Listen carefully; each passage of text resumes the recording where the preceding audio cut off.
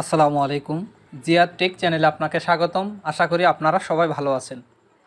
সময় টিভির একটি নিউজ যে রুগী সেজে দেশ ছাড়ছেন আল-আমিন প্রধান ও সঙ্গীরা। এই নিউজটা করেছে 10 জুলাই 2021 অর্থাৎ আজকে। রুগী সেজে দেশ ছাড়ছেন আল-আমিন প্রধান ও তার সঙ্গীরা। অনলাইনে আয়ের প্রলোভন দেখিয়ে প্রায় 2000 কোটি টাকা হাতিয়ে নিয়ে দেশ ছাড়ার প্রস্তুতি নিয়েছেন এসপিসি ওয়ার্ল্ড এক্সপ্রেসের চেয়ারম্যান আল-আমিন প্রধান ও তার দুই সঙ্গী। আল-আমিনকে রোগী সাজিয়ে তার চিকিৎসার জন্য সঙ্গী হিসেবে এসপিসির প্রধান হিসাবরক্ষক ও আল-আমিনের শ্যালক আদনান এবং মার্কেটিং ডিরেক্টর অর্জুন চ্যাটার্জি বেলজিয়ামে যাওয়ার জন্য প্রস্তুতি নিয়েছেন। অনলাইনে আয়ের প্রলোভন দেখিয়ে প্রায় 2000 কোটি টাকা হাতিয়ে নিয়ে দেশ ছাড়ার প্রস্তুতি নিয়েছেন এসপিসি ওয়ার্ল্ড এক্সপ্রেসের চেয়ারম্যান আল-আমিন প্রধান ও তার দুই সঙ্গী। আল-আমিনকে রোগী সাজিয়ে তার চিকিৎসার জন্য সঙ্গী হিসেবে এসপিসির প্রধান হিসাবরক্ষক আল-আমিনের শ্যালক আদনান এবং marketing director Arjun Chatterjee Belgium যাওয়ার সব প্রস্তুতি নিয়েছেন। এদিকে আল-আমিন প্রধান ও তার স্ত্রী শারমিনা আক্তারের সব ব্যাংক হিসাব স্থগিত করেছে জাতীয় রাজস্ব বোর্ড এনবিআর। এসপিসির বিষয়ে বিস্তারিত তদন্ত করে এনবিআরের চেয়ারম্যানের কাছে গত সোমবার 5 জুলাই একটি গোয়েন্দা চিঠি পাঠায়। ওই চিঠির প্রেক্ষিতে হিসাব জব্দের উদ্যোগ নেয় এনবিআর। হিসাব জব্দ করতে এনবিআর বৃহস্পতিবার 8 জুলাই সব ব্যাংকে চিঠি পাঠায়। চিঠিতে উল্লেখ করা হয়েছে সরকারি রাজস্ব স্বার্থ সংরক্ষণের সাথে আয়কর অধ্যাদেশ 1984 এর 116 এ ধারায় প্রদত্ত ক্ষমতা বলে ব্যাংকে পরিচালিত সব হিসাব থেকে অর্থ উত্তোলন ও স্থানান্তর স্থগিত করার প্রয়োজনীয় ব্যবস্থা গ্রহণের জন্য অনুরোধ করা হলো। একই সঙ্গে ব্যাংকগুলোকে উক্ত চিঠি পাওয়ার সঙ্গে সঙ্গে এ নির্দেশনা বাস্তবায়ন করতে বলা হয়েছে।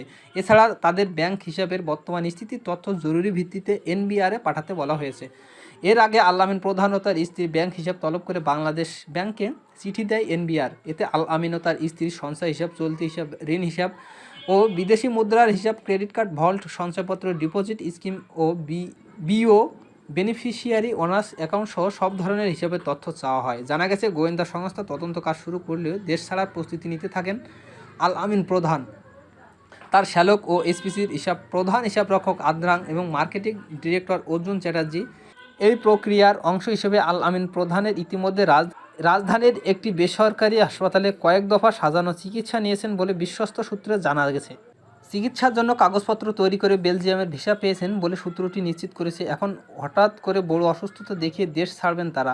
এসপিসি সূত্রে জানা গেছে আল-আমিন প্রধান ও এ পর্যন্ত সব অর্থ বেলজিয়ামে পাঠিয়েছে, সেখানে বাড়িও কিনছেন। দেশ ছাড়ার প্রস্তুতি হিসেবে এসপিসির ম্যানেজমেন্ট রদবদল আনা হয়েছে। প্রধান হিসাবরক্ষক থেকে আদনানকে সরিয়ে তার অপর শ্যালককে বসানো হয়েছে। ব্যবস্থাপনা পরিচালকের পদে বসানো হয়েছে তুহিন আহমেদ নামের এক যুবলীগ নেতাকে। জানা গেছে গত বছরের জানুয়ারিতে রাজধানীর কলাবাগান এলাকা থেকে ই-কমার্সের নামে যাত্রা শুরু করে MLM company SPC world express. তাদের বর্তমান অফিস বীর উত্তম সি আর দত্ত রোডের 107 এফ হক টাওয়ারের 6ষ্ঠ তলায়। প্রতিষ্ঠানটির ব্যবস্থাপনা পরিচালক এমডি ও প্রধান নির্বাহী কর্মকর্তা সিইও হিসেবে রয়েছে আল-আমিন প্রধান। তিনি মূলত ডেস্টিনি 2000 সাল এর একজন উচ্চ পর্যায়ের টিম লিডার ও প্রশিক্ষক ছিলেন। সেখানে তার যেসব সহযোগী ছিলেন তাদের নিয়েই ভিন্ন কৌশলে মাঠে নামেন আল-আমিন। সম্প্রতি সংসদ ও বাংলাদেশ ক্রিকেট দলের সাবেক অধিনায়ক মাশরাফি বিন মুর্তজা তাদের সঙ্গে শুভেচ্ছা দূতের চুক্তি বাতিলের ঘোষণার পর কার্যক্রম গুটিয়ে যাচ্ছে এসপিসি ওয়ার্ল্ড এক্সপ্রেসের। ইতিমধ্যে তাদের বহু এজেন্ট কার্যক্রম বন্ধ করে দিয়েছে। কোম্পানির এমডি সিইও আল-আমিন প্রধানের দেখা মিলছে না।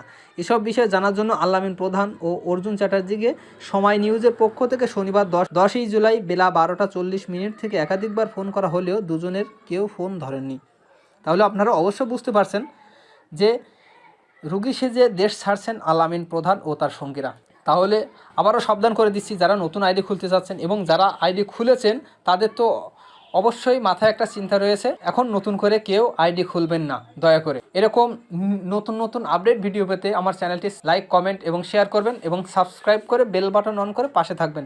ধন্যবাদ সবাইকে। আসসালামু আলাইকুম।